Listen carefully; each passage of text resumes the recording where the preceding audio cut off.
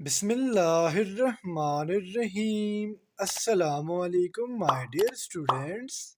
This is me, Bilal Ahmad, and you were watching my YouTube channel All Pak Forces. Students, आज की video में इंशाल्लाह हम PF airman के उस पेपर के बारे में डिस्कशन करेंगे जो 30 जनवरी 2024 को हुआ है।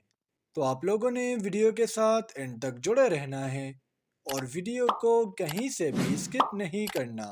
तो without wasting any time let's start the video.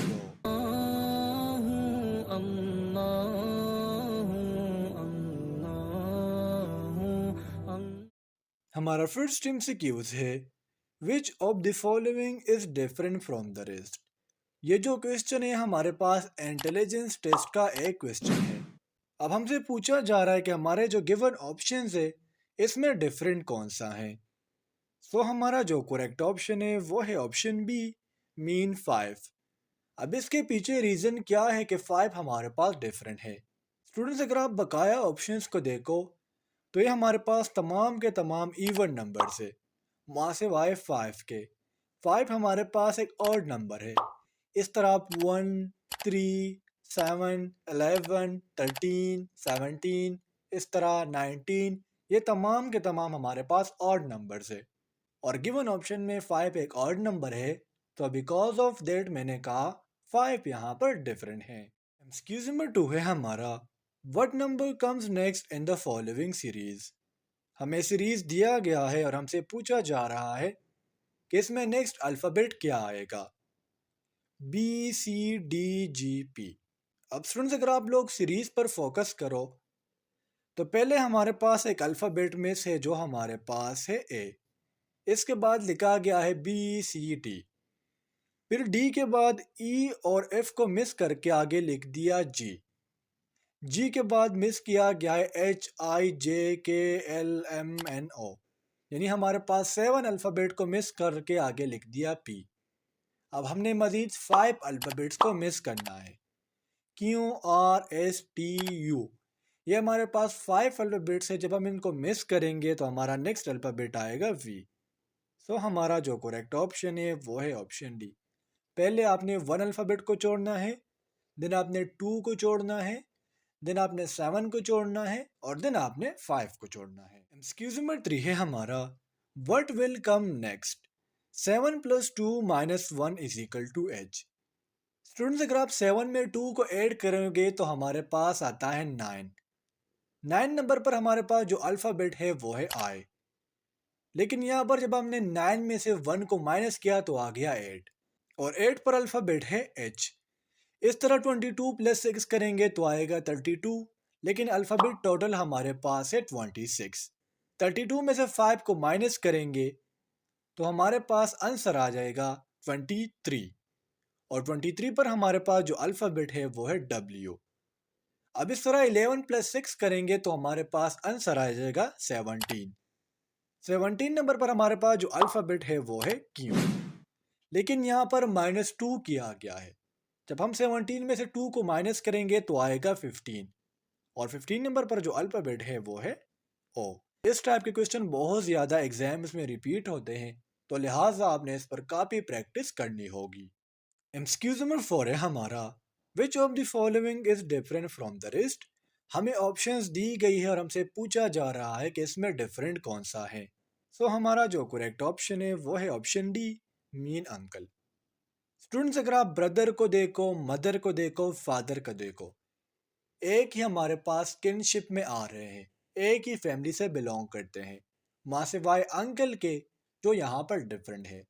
और अगर हम दूसरे सेंस में देखें तो यहाँ पर हम मदर को भी डिफरेंट कंसिडर कर सकते हैं, बिकॉज हमारे पास ब्रदर, फादर और अंकल तीनों हमारे पास एक मस्कुलिन है, माँ से वाई मदर के, जो हमारे पास फेमिनिन है। एक्सक्यूज मी 5 है हमारा, if it's is coded as 3165 then step, ठीक है ये स्टेप है, STEP इज कोडेड एज। अगर पिट्स का कोड 3165 है देन स्टेप का कोड क्या होगा, तो सिंपली आपने करना क्या है, इसको अपोजिट करना है। तो ये हो जाएगा 5613। क्योंकि स्टूडेंट फिट्स का कोड क्या है, वो है 3165। इस लफ्ज़ को उलट किया गया है, तो हमने इस डिजिट्स को भी उलट करना है, तो हमारे पास आंसर आ जाएगा 5613। नेक्स्ट पोर्शन यहाँ से आप लोगों का स्टार्ट होता है इंग्लिश का पोर्शन।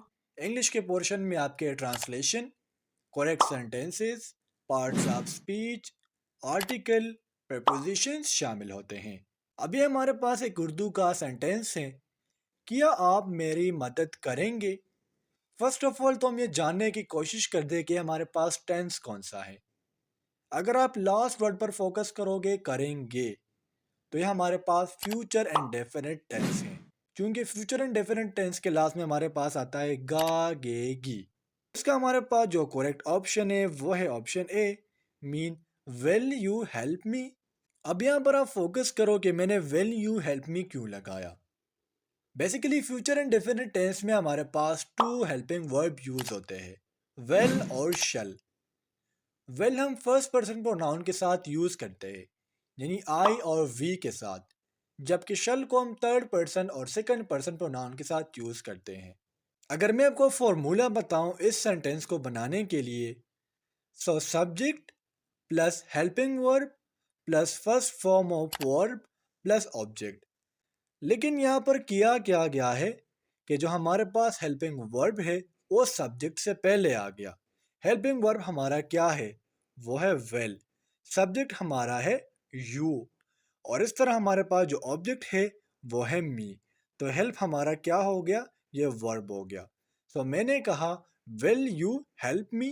एक्सक्यूजमेंट से है हमारा ही इज अफ्रेड ब्लेइंग डॉग्स। अब बास प्रीपोजिशन स्टूडेंट्स हमारे पास ऐसे होते हैं जो फिक्स्ड होते हैं, तो अफ्रेड के बाद हमेशा आपने ये बात याद रखनी है कि यहाँ पर हमारे पास यूज होगा ऑफ का। He is afraid of dogs. एक्सक्यूजम रेट है हमारा जमीन सूरज के गिर्द घूमती है। अब फर्स्ट ऑफ ऑल स्टूडेंट्स अगर हम टेंस पर फोकस करें, तो ये हमारे पास प्रेजेंट एंड डेफिनेट टेंस है। हमें पता लगा घूमती है से। इसकी अगर हम करेक्ट ऑप्शन की बात करें तो हमारे पास है option B, the earth revolves around the sun. अब इस सेंटेंस को बनाने का हमारे पास जो फॉर्मूला है वो ये है कि पहले subject plus first form of verb plus S या एस प्लस ऑब्जेक्ट। यानी पहले आप क्या लगाएंगे, सब्जेक्ट लगाएंगे, उसके बाद फर्स्ट फॉर्म ऑफ वर्ब लगाएंगे, फिर आपने जो फर्स्ट फॉर्म ऑफ वर्ब लगाया उसके साथ एस या एस का इजाफा करेंगे और लास्ट में ऑब्जेक्ट लगाएंगे। एक्सक्यूज में 9 है हमारा the aeroplane is a count to leave blank Karachi. एक होता है टेक ऑफ, यानी हम कहते हैं ना एरोप्लेन ने टेक ऑफ किया, तो टेक के बाद आपने हमेशा ऑफ का यूज करना है। लेकिन यहाँ पर बताया गया है लीव, तो लीव के बाद आप हमेशा फॉर प्रीपोजिशन का यूज करोगे, और ये एक फिक्स प्रीपोजिशन है। एक्सक्यूज में 10 है हमारा चूज द अपोजिट वर्ड, या इसे हम एंटोनिम्स भी कहते हैं। इम्पोर्ट कहते हैं दरामदाद, तो इसका हमारे पास जो अपोजिट है वो है एक्सपोर्ट, यानी बरामद करना। नेक्स्ट पोर्शन आप लोगों का स्टार्ट होता है फिजिक्स का पोर्शन।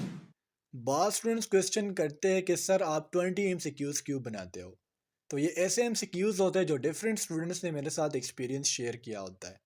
क्योंकि स्टूडेंट्स आपका जो टेस्ट होता है वो ऑनलाइन होता है, और ऑनलाइन किसी को इतने एमसीक्यूज याद नहीं रहते। क्वेश्चन नंबर 11 है हमारा the effect of magnet can be destroyed through. यानी मैंने कहा कि हमारे पास टू मैग्नेट्स है, ठीक है। अब इसका इफेक्ट क्या है, मैग्नेट का इफेक्ट ये है कि एक दूसरे को खींचते हैं।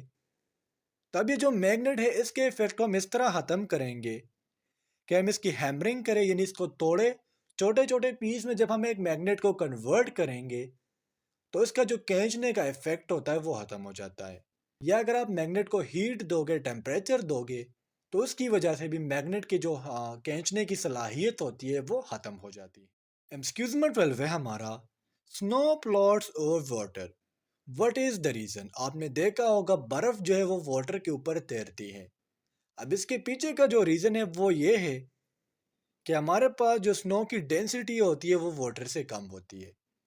जब भी वाटर बर्फ में तब्दील होता है तो उस टाइम पर जो वाटर के मॉलिक्यूल होते हैं वो एक्सपेंड कर जाते हैं और हमारे पास एक केज शेप स्ट्रक्चर बनाते हैं। जिसकी वजह से वाटर की डेंसिटी हमारे पास बर्फ की डेंसिटी से ज़्यादा हो जाती है और बर्फ की डेंसिटी वाटर से कम हो जाती है। तो बिकॉज ऑफ दैट जो बर्फ होता है वो वाटर के ऊपर फ्लोट करता है। एक्सक्यूज नंबर 13 है हमारा, the unit of work is, work का यूनिट क्या है? सो हमारा जो करेक्ट ऑप्शन है वो है ऑप्शन डी, मीन जाउल। इस तरह एनर्जी का भी जो यूनिट है वो है जाउल। केल्विन हमारे पास टेम्परेचर का यूनिट है, क्यूबिक मीटर हमारे पास वॉल्यूम का यूनिट है और सेकंड हमारे पास जो है ये टाइम का यूनिट है। एक्सक्यूज नंबर 14 है हमारा, an young modulus y is equal to, या सिंपली आप कह सकते हो यंग मॉडुलस हमारे पास किस चीज के बराबर होता है? सो हमारा जो करेक्ट ऑप्शन है वो है option B, mean stress by strain. देखिए सुन, अगर आप किसी ऑब्जेक्ट को डिफॉर्म कर रहे हो, ठीक है, मैंने कहा ये एक ऑब्जेक्ट है, आप इस पर फोर्स लगा रहे हो और इसके शेप को चेंज कर रहे हो, तो इस टाइम पर इसमें जो फोर्स प्रेजेंट होता है इसे हम नाम देते हैं स्ट्रेस का। और स्ट्रेन हमारे पास किसी भी ऑब्जेक्ट का, किसी भी मटेरियल का डिफॉर्मेशन है। एक्सक्यूज नंबर 15 है हमारा, a law of gravitation F is equal to, Newton ने हमें एक लॉ दिया था, लॉ ऑफ ग्रेविटेशन, जिसे हम यूनिवर्सल लॉ मानते हैं। न्यूटन ने जो लॉ है हमें 1687 में दिया था। आपको एप्पल का कहानी का पता होगा, जब न्यूटन जो है एक दरख्त के नीचे बैठे हुए थे तो उनके सर पर एक एप्पल गिरा, तो न्यूटन ने कहा कि जो एप्पल है जब नीचे आ रहा था तो ऊपर क्यों नहीं गया? तो उस टाइम पर उन्होंने कहा कि हमारे पास जो एफ है हमारे पास डायरेक्टली प्रोपोर्शनल है मास के, और ये हमारे पास इन्वर्सली प्रोपोर्शनल होता है इसके डिस्टेंस के। तो इससे हमारे पास एक फॉर्मूला बना, F is equal to GM1 M2/d², या इसे हम F is equal to GMEM/r² भी लिखते हैं। सो हमारा जो करेक्ट ऑप्शन है वो है ऑप्शन बी, या मैंने कहा कि आप इसे GM1 M2/d² भी लिख सकते हैं, जबकि जी हमारे पास बराबर है 6.673 multiply by 10⁻⁻11 nm² kg/²। Next portion आप लोगों का स्टार्ट होता है मैथमेटिक्स का पोर्शन, और आपका फर्स्ट क्वेश्चन है एडिटिव आइडेंटिटीज। तो एडिटिव आइडेंटिटी हमारे पास है जीरो। एडिटिव आइडेंटिटी कहते किसे है? एक ऐसा नंबर अगर आप उसमें वो नंबर ऐड करो, यानी जीरो मैंने कहा ना ये एडिटिव आइडेंटिटी है, इसमें आप कोई भी नंबर ऐड करो और वो जो नंबर आपने ऐड किया था उसका रिजल्ट वही आए, तो इसे हम नाम देते हैं एडिटिव आइडेंटिटी का। जिस तरह अगर मैं कहूँ 0+6 तो 6 आ गया। एक हमारे पास होती है मल्टीप्लिकेटिव आइडेंटिटी। मल्टीप्लिकेटिव आइडेंटिटी हमारे पास है 1, यानी आप 1 के साथ कोई भी चीज़ मल्टीप्लाई करो और रिजल्ट हमारे पास सेम आए, तो इसे हम मल्टीप्लिकेटिव आइडेंटिटी कहते हैं। अगर मैं कहूँ 5 मल्टीप्लाई बाय 1 रिजल्ट 5 है, 6 मल्टीप्लाई बाय 1 रिजल्ट 6 है, तो 1 हमारे पास मल्टीप्लिकेटिव आइडेंटिटी, जबकि 0 हमारे पास एडिटिव आइडेंटिटी है। एक्सक्यूज नंबर 17 है हमारा, angle greater than 90 and less than 180 is called, यानी वो एंगल जो 90 डिग्री से कम और 180 डिग्री से ज्यादा है, तो इसे हम नाम देते हैं ऑब्ट्यूस एंगल का। अब क्वेश्चन ये अराइज होता है कि सर ये ऑब्ट्यूस एंगल होगा कितना? तो ये हमारे पास 112, 60, 120 या 160 भी हो सकता है। एक्सक्यूज नंबर 18 है हमारा, angle less than 90 is called, वो एंगल जो 90 डिग्री से कम है इसे हम नाम देते हैं एक्यूट एंगल का। राइट एंगल एंगल ऑफ 90 होता है, और सप्लीमेंट्री एंगल हमारे पास जब दो एंगल का संग हमारे पास 180 आए तो उसे हम नाम देते हैं सप्लीमेंट्री एंगल का। एक्सक्यूज नंबर 19 है हमारा, angle between 90 and 180 lies in which quadrant. Quadrant आप लोगों को पता है कि हमारे पास 4 क्वाड्रेंट होते हैं, first quadrant, second quadrant, third quadrant and fourth quadrant. 90 से लेके 180 डिग्री का जो एंगल है ये हमारे पास सेकंड क्वाड्रेंट में लाई करता है।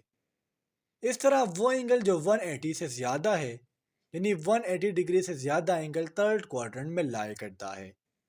0 से लेकर 90 डिग्री तक जो एंगल है वो फर्स्ट क्वाड्रेंट में लाई करते हैं। तो हमारे क्वेश्चन का जो स्टेटमेंट है वो है 90 डिग्री और 180 डिग्री जो है ये एंगल कौन से क्वाड्रेंट में लाई करते हैं? सो हमारा जो करेक्ट ऑप्शन है वो है ऑप्शन बी। एमसीक्यूज में 20 है हमारा vertically arrange matrix is called. यानी मैंने कहा 2 3 4 ये हमारे पास वर्टिकली अरेंज मैट्रिक्स है और इसे हम नाम देते हैं कॉलम्स का। जबकि रो हमारे पास इस तरह होता है 2 3 4 ये हमारे पास एक रो मैट्रिक्स है। तो स्टूडेंट्स ये था आज का हमारा पीएफ का वो पेपर जो 30 जनवरी 2024 को हुआ था। उम्मीद करता हूँ आपको आज के तमाम एमसीक्यूज क्लियर हुए होंगे। और अगर फिर भी आप लोगों को कोई भी कन्फ्यूजन हो कोई भी डाउट हो तो आप लोग मुझसे कमेंट सेक्शन में पूछ सकते हो। इंशाल्लाह अगले वीडियो में मिलते हैं। तब तक के लिए मुझे इजाज़त दीजिए। मुझे अपने दुआओं में याद रखिए। अल्लाह हाफिज़।